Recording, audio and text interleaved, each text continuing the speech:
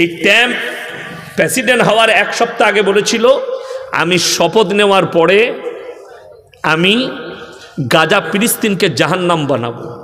আল্লাহ তাকে জাহান্নামের দৃশ্য দেখিয়ে দিয়েছে, ঠিক কিনা কথা বলে? তো আল্লাহর মারের কোনো আওয়াজ হয় না, এটা মাথায় রাখবে।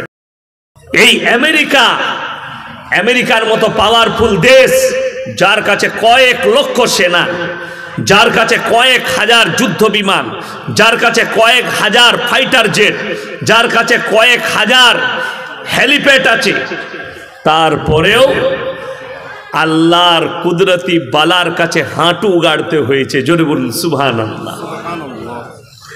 আমেরিকা হাঁটু গেড়ে দিয়েছে। ৭৫,০০০ সেনা ক্যালিফোর্নিয়ায় আগুন লিবানোর জন্য লেগেছে, আসমান থেকে জমিন থেকে। তারা এক সপ্তাহ পরেও কন্ট্রোলে আনতে পারেনি, তারা হাঁটু গেড়েছে। তারা আমেরিকা প্রশাসনকে বলেছে, আমরা হেরে গেলাম কুদরতি বালার কাছে। এ আগুন না নিভানো পর্যন্ত, নিজে থেকে না নিভানো পর্যন্ত আমাদের আয়ত্তের বাইরে। একটা বাড়ি পুড়েছে, হলিউডের এক অভিনেতার, ১২,০০০ কোটি টাকা খরচ বাড়িটা, ১২,০০০ কোটি, পুড়ে ছাই হয়ে নেমে গেছে। আপনারা কি মনে করলেন আমি বক্তব্য শুরু করেছি? এখনো করিনি। আমি আল্লাহকে চিনাচ্ছি, তারপরে বক্তব্য দেব। কেন? আমার বক্তব্য সবাই নিতে পারবে না, আমি বাঁশ ছাড়া আর কিছু দিই না। ঠিক আছে, কদর বুঝতে পারেননি? হ্যাঁ, আমি এখনো শুরু করি নাই। যার লিবার ইচ্ছা থাকবে জলসা শুনবেন, আমি ঘা করে দেবো, সকালবেলায় মহলম লাগাবে, কি বুঝলি? বাকি আদায় ফাদায় খাওয়া দাওয়া সব হয়ে গিয়েছে, হয়েছে না? খেয়েছেন তো, আপনারাও খেয়েছেন, আমিও খেয়েছি। এরপর যা আগুন লাগাবো কমিটিওয়ালা বুঝে নিল, কি বুঝলেন? আমারও পেট ভরে গেছে, আপনাদেরও ভরে গেছে। চলুন, আমেরিকার মতো সুপার পাওয়ারকে আল্লাহ হুঁটো গাড়িয়েছে এই যুগে। আল্লাহ দেখিয়ে দিয়েছেন পৃথিবীর প্রত্যেকটা মানুষ, তার কাছে যতটাই সামরিক বাহিনী চলে আসুক আর অস্ত্র চলে আসুক, আল্লাহর কাছে তারা দুর্বল, তারা সবল নয়।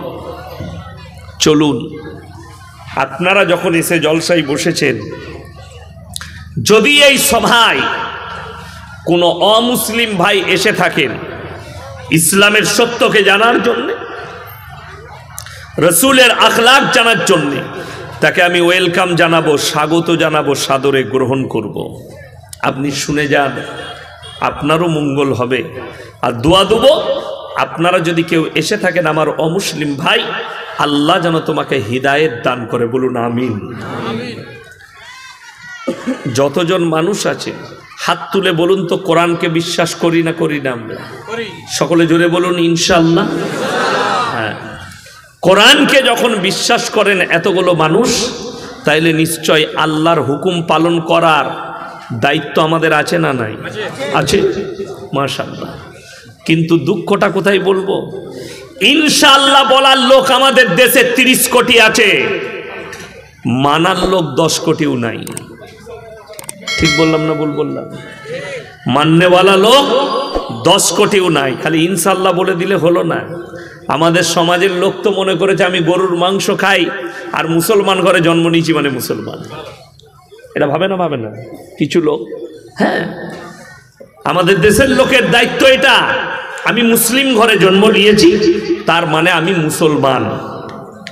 কিন্তু এটা শর্ত নয়। মুসলমান হওয়ার জন্য গরুর গোশত ছোটা শর্ত নয়, মুসলমান হওয়ার জন্য মাথা ঠোকাটা শর্ত নয়। মুসলমান হওয়ার জন্যে, মুমিন হওয়ার জন্যে আল্লাহ তাআলা যে শর্ত রেখেছেন সেটা সম্পূর্ণ ভিন্ন। আল্লাহ কোরআনে বলে দিয়েছে মাথা ঠোকাটা শর্ত নয়। মাথা তো আপনার নাস্তিক বাদ দিয়ে যারাই আছে তারাই মাথা ঠোকে। কেউ পূবে, কেউ পশ্চিমে, কেউ উত্তরে, কেউ দক্ষিণে, কেউ গাছের সামনে, কেউ পাথরের সামনে, কেউ মূর্তির সামনে, কেউ আগুনের সামনে, কেউ জলের সামনে, কেউ গাছের সামনে, কেউ ঢিপির সামনে, কেউ মাজারে। যে যেখানে পারে মাথা ঠুকে, যার যেখানে আস্থা দাঁড়িয়েছে, ঠিক কিনা? ওই জন্য আল্লাহ কোরআনে মারাত্মক একটা শব্দ বললেন। আমাদের দেশের ছেলেমেয়েরা কি মনে করে পশ্চিম দিকে মুখ করে নামাজ পড়তে হয়?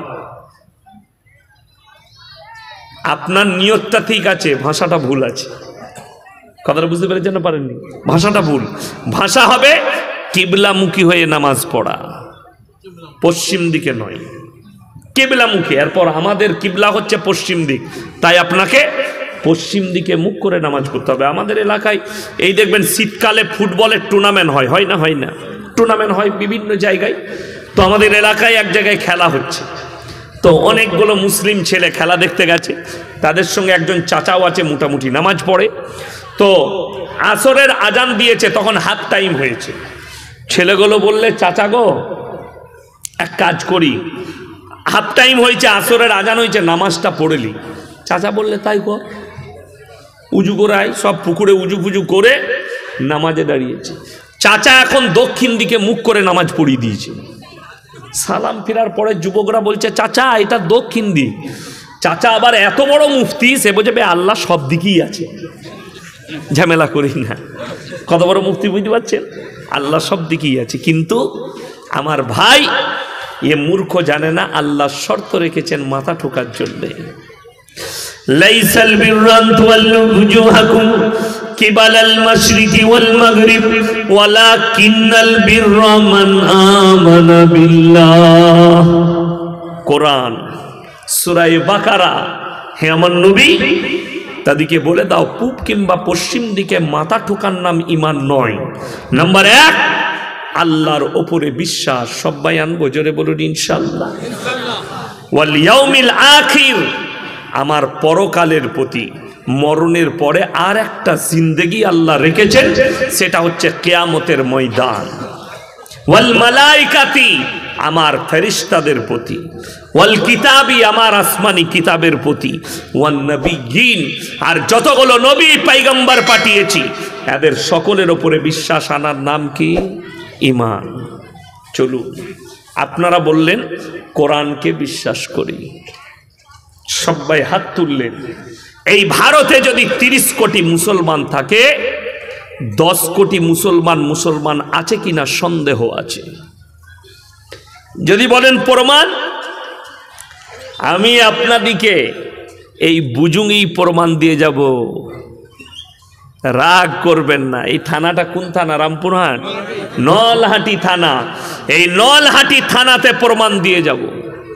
আপনারা সকলে হাত তুলে বলুন, সুদ খাওয়া হালাল না হারাম? জোরে বলুন, হারাম। আপনি বলেন আর না বলেন, কোরআন বলেছে ওয়াহাল্লাল্লাহুল বাইয়া ওয়া হাররামার রিবা। সুদ তোমাদের জন্য হারাম, ব্যবসা তোমাদের জন্য হালাল। তার মানে যদি সুদ হারাম হয়, তাহলে এই নলহাটি থানায় একটাও সুদখোর নাই। কথা বলে না এরা? আছে না নাই? আচ্ছা বলুন, হারাম জানার পরে আল্লাহ যেটাকে হারাম করেছে, এইটা যদি কোনো মুসলমান খায়, সে আল্লাহর সঙ্গে যুদ্ধ ঘোষণা করলো না? করলো না? করলো। আল্লাহ রসুলের হাদিস, কেউ যদি 1 টাকা সুদ খায়, সব থেকে নিম্ন স্তরের পাপ হচ্ছে নিজের মায়ের সঙ্গে 36 বার জিনা করার সমান পাপ। নাউজুবিল্লাহ বলে। তাহলে যে সুদ খাচ্ছে সে চিন্তা করুক তার মায়ের সাথে সে কবার জিনা করছে। কিন্তু জানেন, এইখানে মধ্যেখানে একটা কথা ঢুকায়, দোষটা কিন্তু আপনাদের নাই। দোষটা কার? আমাদের মতো ভণ্ড হুজুরদের। হ্যাঁ, আপনাদের এই পাশেই ঝাড়খণ্ডে একটা মুফতি আছে, প্রতিনিয়ত আমাকে গাল দেয়, জাহাঙ্গীর না কি নাম। সে দেখলাম একটা জলসাই বলেছে ব্যাংকের যে ইন্টারেস্ট পাওয়া যায় ওটা হালাল। তার মানে যাদের যা ইন্টারেস্ট বেরোবে ও হারাম করকে দিয়ে পাঠাবেন। এ হচ্ছে সুদখোর মৌলবি। আর সুদ খাওয়ার, সুদের পয়সায় পড়ে মৌলবি হয়েছে। অথচ কোরআনে আছে ইন্নাল্লাযীনা ইয়াকতুমুনা মা আনজালাল্লাহু মিনাল কিতাব ওয়া ইয়াশতারুনা বিহি সামানান কালীলা উলাইকা মা ইয়াকুলুনা ফি বুতুনিহিম ইল্লান নার। হে আমার নবী, যে মৌলবিরা, যে হুজুররা নিজের পেট চালাবার জন্য আমার কোরআনের আয়াতকে লুকিয়ে দিবে, হককে লুকাবে, তারা তাদের পেটে হারাম ছাড়া, আগুন ছাড়া আর কিছু ভরে না। বড় কষ্ট লাগে। আজকে জানেন, বেঈমান কাফেররা এমন একটা মেহনত করেছে, চ্যালেঞ্জ দিয়ে বললাম প্রত্যেকটা ঘরে ঘরে সুদ ঢুকিয়ে দিয়েছে। যদি বলেন কি করে, আল্লাহর রহমতে গ্রুপ লোন আর বন্ধন লোন। আপনাদের এখানে নাই,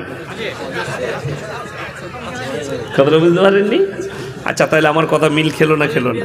এখন দুঃখটা কি জানেন, ইমাম সাহেবরা কিন্তু এই বায়ান করতে পারবে না। চ্যালেঞ্জ দিয়ে বললাম, কেন? এটা ইমামের দোষ নয়, সমাজের দোষ। ইমাম সাহেব যদি জুম্মায় গ্রুপ লোন আর বন্ধন লোনের বিরুদ্ধে বলে, তার চাকরিটা তারপরের দিন ফজরের সময় শেষ। মসজিদ কমিটি তারাবে হারামখোররা, এটা আমি চ্যালেঞ্জ দিলাম। যেহেতু কমিটির লোকের বউ তো এই লোনে জড়িয়ে আছে, আমি বললি খারাপ মলবি, কিন্তু আমার কথা সহ্য করা, বললাম ঘা হবে, কিন্তু আমার চাকরি যাবার ভয় নাই। আমার আজকে চাকরি যাবার ভয় আছে? আমি বুজুগে বসে বায়ান করছি নলহাটিতে, আমার চাকরি যাবার ভয় নেই। মাদ্রাসার কমিটি যদি বলে এরকম কড়া কথা বলবেন না, পয়সা ফেকো, তামাশা দেখো, গাড়ি দাঁড়িয়ে আছে, পালিয়ে যাবো, আবার যেখানে আসবো এইটাই বলবো, তোমার যা পারিস করেলে। ইয়াসিনকে ফেসবুকে আর ইউটিউবে গাল দেওয়াটা কমেন্টে অনেক সহজ। কোন বাপের বেটা মায়ের লাল থাকলে স্টেজে এসে আমাকে গাল দিয়ে দেখা। কমেন্টে তো যে কেউ গাল লিখতে পারে, ও তো মোদিজিকেও লোকে গাল দিচ্ছে কমেন্টে। ঠিক বললাম না ভুল বললাম? কমেন্টে খালি লিখে দিয়া সালার বেটা, সালা, হারামির বাচ্চা, ওটা তো ওইখানে লেখা। যদি বাপের বেটা হস এইখানে আয়, স্টেজে বসে আছে, এসে খালি সামনে বলে যা, আমাকে কিচ্ছু করতে হবে না, লোক আছে তোকে পিটাবার। ঠিক বললাম না ভুল বললাম? আমাকে আর কিছু করতে হবে? সে নিজে বুঝতে পারবে আমি কোথায় যাব। বড় কষ্ট লাগে। হক কথা বললে আপনি গালি দেন, যে পাপে আপনি লিপ্ত সেই পাপটা মলবি মনে পড়ালে মলবি পাপী, মলবি হারামির বাচ্চা হয় আপনার কাছে। সুদের বিরুদ্ধে বললে, অথচ কিন্তু গ্রুপ লোনে একটা লাভ হয়েছে। কি লাভ? এমনি মেয়েরা ম্যাডাম হতে পারে না, কিন্তু 10 জন মিলে গ্রুপ করেছে, একজন হেড হয়েছে, 9টা মেয়ে তাকে ম্যাডাম বলে আসছে। মনে করো আমার বিরাট ব্যাপার, এমনি ম্যাডাম হতে পারি না, সুদ খাওয়ার ম্যাডাম হয়েছে। বড় কষ্টের বিষয়। বেঈমান কাফেরদের মেহনত বুঝতে পারছে? তারা আপনার বাড়িতে সুদ ঢুকিয়েছে, আপনার বিবিকে রাস্তায় বার করে দিয়েছে, কোপড়ে কাপড় গুঁজে বদ্দিন করে পেট বার করে রাস্তায় ব্যাংকে নিয়ে গিয়ে দাঁড় করিয়েছে গ্রুপ লোন আর বন্ধন লোন নিবার জন্যে।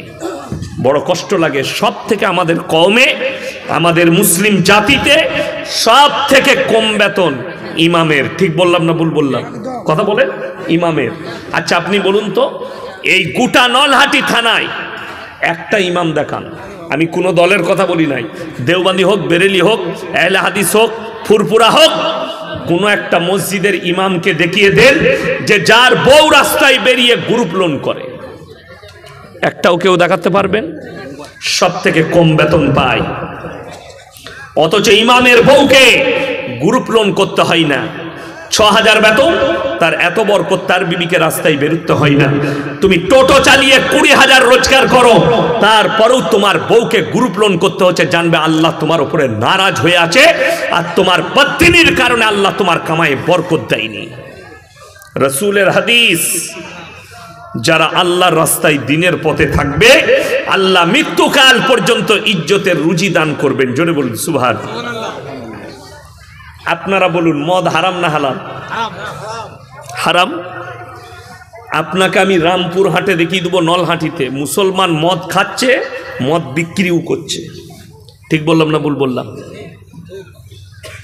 এই আমি তখন ইলেম বাজারে গাড়িতে আসছি, তো ইলেম বাজারে আমার রিন্টু ভাই বলে একজন বন্ধু আছে, শপিং পয়েন্ট, কাপড়ের দোকান, বড় ব্যবসা আছে, ডাম্পার আছে। তো সে বললে ভাইজান এখানে দাঁড়াবেন। আমি তার মাঝে মাঝে দোকানে বসি, চা খাই। চা খেতে বসেছি, আমি আজিজুল ভাইকে ফোন করলাম, কোথায়? বলে পাপ্পু ধাবায়। ধাবাটার নাম কি? পাপ্পু ধাবা, পলসন্ডা মোড়ের কাছে, হাইওয়ের ওপরে, 34 নম্বর জাতীয় সড়কে। আমি বললাম ফিশ ফিঙ্গার খান আর কফি খান। আমি খাই মাঝে মাঝে ওখানে দাঁড়িয়ে। ওই হোটেলটায় 3টে বোর্ড লাগানো আছে। কটা বোর্ড বললাম? 3টে। বোর্ডের ওপরে স্টাম্প দিয়ে আছে ওই থানার বাবুদের স্টাম্প দিয়ে আছে, প্রশাসনিক স্টাম্প। নাম্বার 1, মদ পান করা নিষিদ্ধ। পাঞ্জাবিদের হোটেল, মদ বিক্রি নিষিদ্ধ। নো স্মোকিং এর বোর্ড দিয়ে আছে, ধূমপান নিষিদ্ধ। তিনটেই মুসলমানদের ইমান বাঁচানো বোর্ড। তারা জানে আমরা যেখানে ব্যবসা করছি 75% মুসলমান, আর মুসলমানদের জন্য মদ স্পর্শ করা হারাম। আপনার ধর্মকে সে কতটা রেসপেক্ট করে, অথচ আপনাকে আমি তার হোটেল থেকে 15-20 কিলোমিটারের মাথায় দুদিকে হোটেল দেখাবো। হারামখোর মুসলমান মদও খায় আর হোটেল করেছে, মদও বিক্রি করছে লাইসেন্স বার করে। আপনি কাকে গালি দিচ্ছেন? অথচ কোরআনে স্পষ্ট আছে মদ স্পর্শ করা হারাম, নেশাগ্রস্ত জিনিস তোমরা স্পর্শ করো না। আর আপনি আমাদের দেশে জলসাই হুজুর দিকে চিঠি লেখে, হুজুর বিড়ি সিগারেট গুটকা খাওয়া কি? হুজুর বললে বাবা মকরু, তার মানে চালা, কোনো অসুবিধা নাই, তাই তো? এ মকরু মানে কি? চালা, খা। ওই জন্যই তো আমাদের দেশে কিছু মুসল্লি আছে সকালবেলায় বিড়ি না খেলে তাদের হাগায় হয় না। ঠিক বললাম না ভুল বললাম? হারামখোর মসজিদের পায়খানা ঘরে ঢুকে বিড়ি খাচ্ছে হাঁকতে হাঁকতে, আর তাকে জিজ্ঞেস করো, সে আবার সুন্নত বলে। রাসূলের সুন্নাত, পায়খানা ঘরে কোনো কিছু খাওয়া যাবে না, কথা বলা যাবে না। তাহলে হারামখোর বিড়িটা কি করে খাচ্ছিস পায়খানা ঘরে? কষ্টের বিষয়। আপনি হাদিস বুঝেছেন, মুসলমান কত বড় নেমো খারাম বলি। রসুলের মহাব্বতে হাদিস বুঝলো যে কাঁচা পেঁয়াজ খেয়ে মসজিদে যাওয়া যাবে না। কেন? তার ব্যাখ্যা এসছে, মুখের দুর্গন্ধে পাশের লোক কষ্ট পাবে। আর রসুল বলছে তোমরা মুমিন ততক্ষণ হবে না যতক্ষণ পর্যন্ত তোমার কাছ থেকে তোমার প্রতিবেশী সুরক্ষিত নয়। কথাটা বুঝে এসছে? আপনি সেইটা বুঝতে পারলেন যে আমার কাঁচা পেঁয়াজ খেয়ে যাওয়া যাবে না, কিন্তু আপনি এইটা বুঝতে পারেননি যে আমি মুসলমান, তাহলে কাঁচা পেঁয়াজ খেয়ে যদি নিষেধ হয়, বিড়ি সিগারেট গুটকার দ্বারা আমার মুখে কি দুর্গন্ধ বেরোতে পারে, আর আমার পাশের লোক কি কষ্ট পেতে পারে। পাশের লোকটা অনেক দূরের কথা, সর্ববেশি কষ্টটা কে পাই জানেন? কে সব থেকে বেশি টাইম কার কাছে কাটান? স্ত্রীর কাছে, বিবির কাছে। এশার নামাজ পড়ে শুলেন, খানা খেয়ে একবারই ফজর পর্যন্ত। ধরেলেন আপনি 10টায় শুইছেন, 10, 11, 12, 1, 2, 3, 6 ঘন্টা। যদি 4টায় উঠেন 7 ঘন্টা, আমি 6 ঘন্টা ধরলাম। এই 6 ঘন্টা বিবির কাছে শুবেন, আপনার মুখের দুর্গন্ধে কত কষ্ট পাবে সে? ওই হিসেবটাই আল্লাহর কাছে দিতে পারবেন না, ওইটাই দিতে পারবেন না। নাম্বার 3, এই পানির বোতলটা দাও আমাকে, খুলতে হবে না। এই যে বোতলটা, এটা পানি পান করার জন্য দিয়েছে তো আমাদেরকে স্টেজে। এইটাই যদি লেখা থাকে বিষ মিশানো আছে, পান করলে মারা যাবেন, এটা কি আর পান করা যাবে? কথা বলেন কেন? যদি কেউ পান করে হারাম। কেন? এই জন্যে হারাম যে যার কারণে তোমার জানের খাতরা আসবে, তোমার জীবনের কষ্ট আসবে, সেই জিনিসটা হারাম। আপনি মারা যেতে পারেন, খাতরা আছে, ওই জিনিস ব্যবহার করা যাবে না আপনার। আল্লাহ তাআলা, এই যে আপনারা বসে আছেন, আমি বসে আছি, আল্লাহর কসম করে বলছি, যাদের যে শরীরটাই আছে একটাও আপনার নিজস্ব প্রপার্টি নয়, আল্লাহ দিয়া নিয়ামত। ঠিক কিনা কথা বলে? যদি কেউ বলে আমি বাপের বেটা, সব কিছু আমার, আল্লাহর কসম করে বলছি তোমার ক্ষমতাই নাই, তুমি নিজের মৃত্যুকে রুখে দাও। যেমন আমাদের দেশে অনেক ভণ্ড বাবা আছে, লোকের ভবিষ্যৎ বলছে, কিন্তু হারামখোর নিজের মৃত্যু রুখতে পারবে না। কথাটা ঠিক কিনা? নিজের মৃত্যু রুখার ক্ষমতা নাই। তাহলে বিসমিল্লাহ, আলহামদুলিল্লাহ, শুনে রেখে দেন, এই যে জীবনটা আল্লাহ দিয়েছে আর বড় মূল্য। সিগারেট গুটকা বিড়ির প্যাকেটে লেখা আছে না নাই ক্যান্সারের কারণ হানিকারক? কথা বলেন, লেখা আছে। আচ্ছা বলুন তো, আপনাদের এইখানে এলাকার কোনো মসজিদের ইমাম সকালবেলায় বসে যদি সিগারেট খায়, তার পেছনে নামাজ পড়বে না তাড়াবে? কথা বলে না? তাড়াবে। ইমাম সাহেব খেলে হারাম আর তু খেলে হালাল, ফতোয়া তোর কাছে, তু রেডি হ। কথাটা বুঝতে পারেননি? আচ্ছা বলুন, দাড়ি কাটা নেকির কাজ না দাড়ি রাখা নেকির কাজ? রাখা নেকির কাজ। আমি আপনাকে বললাম 100টার মধ্যে 80টা মুসলমান দাড়ি চাচা, ঠিক কি না? কথা বলে আমাদের দেশে তো কোনো ছেলে যদি দাড়ি রাখে 5 ওয়াক্তের নামাজি হয়, তার বিয়ে হওয়া মুশকিল আছে, ঠিক বললাম না? সে যদি মেয়ে দেখতে যায় আর মেয়ে যদি দেখে ছেলে নামাজি, ছেলের মুখে দাড়ি আছে, বলো ওকে বিয়ে করবো না। কি হলো, বিয়ে করবি না? না না, ও নামাজি দাড়িওয়ালা ছেলে, ও খ্যাপা, কাকে বিয়ে করবে? শুয়োরের মতো চুল কেটেছে, গাঁজা খায়, মেলা ঘুরে বেড়ায়, হারাম খায়, বলে হ্যাঁ এই ছেলেটা স্মার্ট ছেলে। শুয়োরের মতো চুল কাটলে সে হচ্ছে স্মার্ট। যে ছেলেটা 5 ওয়াক্তের নামাজি হবে, কেন? এ জানে যে আমি যদি এই নামাজি দাড়িওয়ালা ছেলেকে, পরেজগার ছেলেকে বিয়ে করি, না আমাকে পর্দার বাইরে যেতে দিবে, না আমাকে মেলা ঘুরতে দিবে, না আমাকে বাজার ঘুরতে দিবে, পর্দাই রাখবে, যার কারণে একে বিয়ে করা যাবে না। এই সেন্সটা পাল্টিয়েছে কোথা থেকে জানেন? আপনারা বলুন, প্রত্যেকটা, এটা মাদ্রাসার জলসা, প্রত্যেকটা মুসলমান নরনারীর জন্য দিনী শিক্ষা অর্জন করা কি বাবা? আপনারা কেউ জানেন না? ফরজ। আমি বলে যাচ্ছি, গোটা নলহাটি থানায় 100টা মুসলমানের মধ্যে 90 জনের কাছে দিনী শিক্ষা নাই, 90টা লোকের কাছে। যার কারণে বেঈমান কাফেরদের আমলটা আপনার কাছে বেশি গুরুত্ব হয়েছে, আর রসুলের আমলের গুরুত্ব আপনার কাছে নেই। আজকে দেখলেন আমাদের দেশে যে জায়গাগুলোই রং আছে সেইগুলো নিয়ে মারামারি বেশি। রং মানে বুঝতে পেরেছেন? রং মানে খেলাধুলা, মজমস্তি আছে, সেইগুলোতে মানুষের গুরুত্ব বেশি। আর যেগুলোতে রংলীলা নাই, যেগুলোর ইসলামে গুরুত্ব বেশি, সেটার কোনো আপনার কাছে গুরুত্ব নাই। কেউ যদি ইচ্ছাকৃতভাবে, একটা দেখুন, আমরা মরা বাড়িতে যাই না, মরা বাড়িতে গিয়ে প্রত্যেকটা লোক চাই কি, এটা আমার আত্মীয়, এর জানাজার নামাজ ছাড়া যাবে না, ঠিক বললাম না ভুল বললাম? কেউ ছাড়ে? গুরুত্ব দিয়ে দাঁড়ায় বয়ান শুনে, ভাই আমাদের এই দিনটা আসবে, আর তখন চোখের পানি ফেলাচ্ছে। কিন্তু দুঃখটা কোথায় জানে? কেউ যদি, এখানে আলেমরা পেছনে বসে আছে মনে হয়, কেউ যদি জানাজার নামাজ ছেড়ে দেয়, কোনো গুনাহ আছে? আপনাদের জানা নাই, কোনো রকমের কোনো গুনাহ নাই। এটা হচ্ছে মাসলা। কথাটা বুঝতে পেরেছেন না পারেননি? কারুর যদি জানাজার নামাজ ছেড়ে যায়, তার কোনো গুনাহ নাই। কিন্তু একটা ব্যক্তি যদি জেনে শুনে ফরজ নামাজ কাজা করে, গুনাহে কবিরা, বড় গুনাহ। আপনাকে দেখিয়ে দেবো, আপনি আপনার বুজুঙ্গে লক্ষ্য রাখবেন। যে যে গ্রাম থেকে এসছেন, তোমার গ্রামে তুমি লক্ষ্য করবে, ইয়াসিন ভাই বলে গেল, এটা মিলিয়ে দেখি একবার কেমন করে। এই কিছুদিন আগে আমাদের এক কাছের মানুষ, আমার আত্মীয়, আমার গ্রামে মারা গেছিল। তো খুব কাছের মানুষ, ইন্তেকাল করেছে, আল্লাহ জান্নাতি করুন।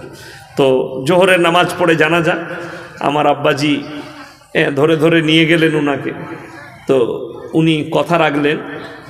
তো কি বললেন জানেন? জানাজার আগে খুব কড়া কথা বললেন। কথাটা কিন্তু খুব গুরুত্ব। আমি তো প্রায় জলসাই বলি, এটা মানুষকে বুঝাই, প্রায় জায়গায় আমিও জানাজায় গেলে বলি।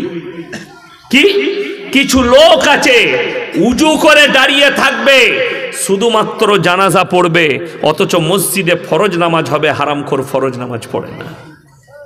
ঠিক বললাম না ভুল বললাম? এরকম লোক আছে না নাই? সমাজে উজু করে দাঁড়িয়ে থাকে, জীবনে নামাজ পড়ে না, তার কাছে নামাজের কোনো গুরুত্ব নাই। কিন্তু জানাজার নামাজের গুরুত্ব আছে। যে নামাজটা ছাড়া গেলে কোনো গুনাহ নাই, আর যে নামাজ ছেড়ে দিলে গুনাহে কবিরা, আপনার কাছে বড় গুনাহ হবে, অথচ সেই নামাজের গুরুত্ব নাই।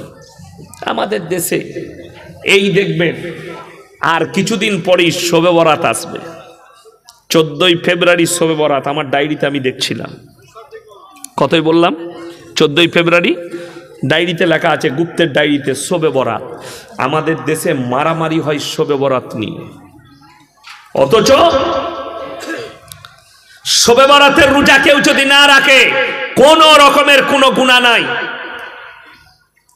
আমাদের দেশের মেয়েরা ফোন করে জিজ্ঞেস করে, হুজুর কি নিয়ত করব? এমন তুই নিয়ত কর আমি মরবো।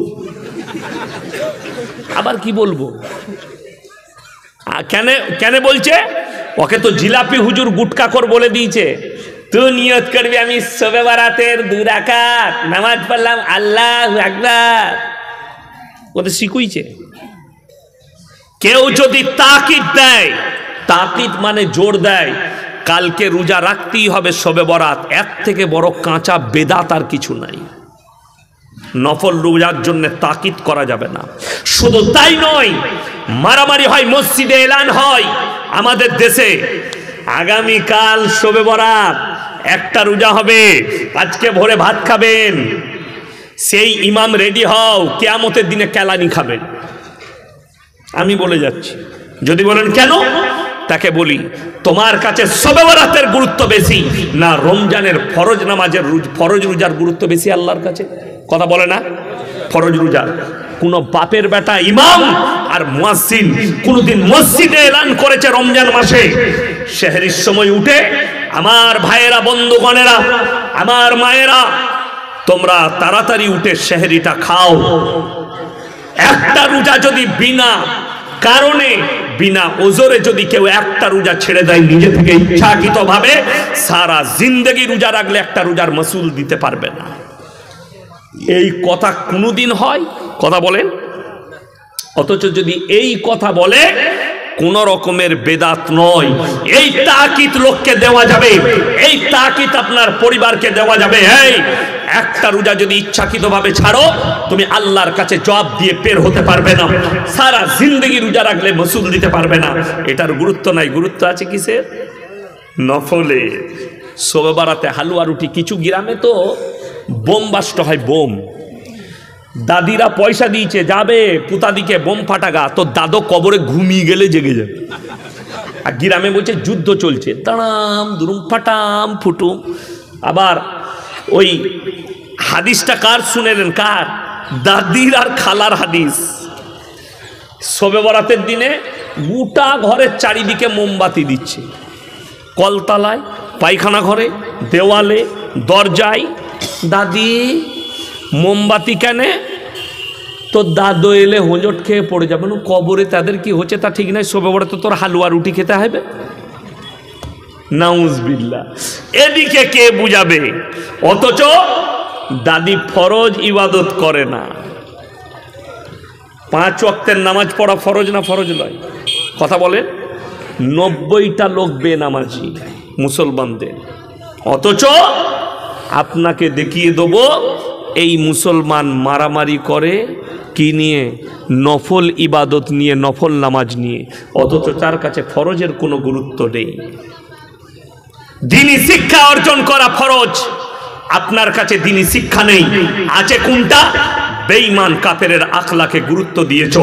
তোমার ছেলে ডাক্তার হবে, শুনেন, যারা শিক্ষিত আছেন, এমএসসি, বিএসসি, বিকম আছেন, যারা নিজেদের ছেলেদিকে কলেজ, ইউনিভার্সিটিতে ছেলে মেয়েকে পড়াচ্ছেন, আপনার ছেলে ডাক্তার হোক, মাস্টার হোক, প্রফেসর হোক, ইঞ্জিনিয়ার হোক, নেতা হোক, মন্ত্রী হোক, এমএলএ হোক, এমপি হোক, সব হোক, আল্লাহর কসম খেয়ে বলে যাচ্ছি, আল্লাহর কসম খেয়ে বলছি, যদি তার মধ্যে দিন না থাকে, আমার আল্লাহর কাছে কোনো মূল্য নাই।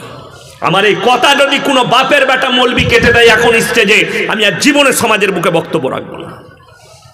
যে আমার আল্লাহকে চিনে না, তার গুরুত্ব আমার আল্লাহর কাছে কিচ্ছু নাই। সে একটা জানোয়ারের মতো, সে একটা প্রাণীর মতো, চতুষ্পদ জন্তুর মতো, যে যার মধ্যে দিন এলো না। অথচ সে মনে করে আমি মুসলিম বাড়িতে বসবাস করছি। আপনি ভাবছেন আমি হাজি সাহেব, আমার ছেলে পাপের সাগরে ডুবে আছে, অসুবিধা নেই, আমি তো দোয়া করব সন্তানের জন্যে, আমার সন্তান জান্নাতে যাবে, তুমি লিখে নাও। তুমি কেন? তোমার 14 পুরুষ পীর যদি আজকে আমাদের সমাজের লোক নামাজ পড়ে না, রোজা রাখে না, তার মারাত্মক কারণ হচ্ছে সে জানে আমি মরে যাওয়ার পরে আমার মিলাদ পড়িয়ে হুজুররা জান্নাতে দিবে। তোর হুজুরও মার খাবে, তুইও খাবি, তুই রেডি থাক। নামাজ নাই, রোজা নাই, দিনদারি নাই, তাকওয়া নাই, পরেশকারী নেই, তুমি বলছো আমি মিলাদ পড়িয়ে জান্নাতে যাব। কত বড় কষ্টের বিষয়। একটা হুজুরের দোয়া শুনিয়ে দেন যে তিনি বলেছেন, আল্লাহ আমাকে দাও দিয়ে এনেছে, এক ছেলে মদ খেয়ে মারা গেছে, এক ছেলেকে তুমি জান্নাতে দিয়ে দাও, আমাকে দেশি মুরগি দিয়ে ভাত দিয়েছে, 5,000 টাকা দিয়েছে। এই দোয়া শুনেছেন কোন হুজুরের? আমাকে যদি 10 কোটি টাকা দেন, মিলাদ পড়িয়ে আমার মতো বাপের বেটা মৌলবি আমি কোনোদিন দোয়া করব না। আমি একটাই দোয়া করব, আল্লাহ মুমিনিন মুমিনাত মুসলিমিন মুসলিমা, এই দোয়াটাই করব। আল্লাহ তুমি এদিকে জান্নাত দাও, বাকি আমার কাছে ওই দোয়া পাবেন না। আর আপনি বলছেন অসুবিধা নাই, যা করেছে না করেছে জান্নাত মিলাদ পড়িয়ে চলে যাবে। সারা জিন্দেগি মদের আসরে আর গাঁজার আসরে সময় কাটিয়ে দিল জিন্দেগি ভর, আর মারা গেছে। আপনি বলছেন মিলাদ পড়ি আর কোরআন খানি করে জান্নাতে পাঠাবে। আমাদের দেশের লোক তো কোরআনটাকে কি ভেবেছে, এটা খালি কোরআন খানি করার জন্যে, রমজান মাসে খতম করার জন্যে। তোমার জানাই নেই তোমার কোরআন থেকে তথ্য নিয়ে পৃথিবীর সব কিছু খুঁজে বার করছে কেন? আল্লাহ রাব্বুল আলামিন এই কোরআনের মধ্যে গোটা পৃথিবীর বায়োডেটা ভরে দিয়েছে। জোরে বলুন সুবহানাল্লাহ। কোরআনকে আপনি গবেষণা করতে লাগবেন, একের পর এক তথ্য আপনার কাছে উঠে আসবে কোরআন থেকে, আপনি অনুভব করতে পারবেন না। বিজ্ঞান কতটা তথ্য আপনার কাছ থেকে নিয়েছে, আপনার কাছ থেকে কতটা কিচ্ছু তারা গ্রহণ করেছে, আপনি অনুভব করতে পারবেন না, অথচ আপনার কাছে কিছুই নেই। কেন? আপনার কাছে দ্বীনি শিক্ষা নেই। আরে ছেলে ডাক্তার হোক না, অসুবিধা আছে, কে মানা করেছে? আচ্ছা কোনো মৌলবি বলেছে ছেলেকে ডাক্তার করা যাবে না? আমরা কেউ বলেছি? আমার 1 লাখের বেশি বয়ান ছুটছে আমার ইউটিউব আর ফেসবুকে, একটা বার করেন যেখানে বলেছি স্কুল কলেজে পড়ানো যাবে না। আমি বলেছি মুসলমান দুনিয়া আর দ্বীনি এডুকেশন দুটোই আপনার প্রয়োজন।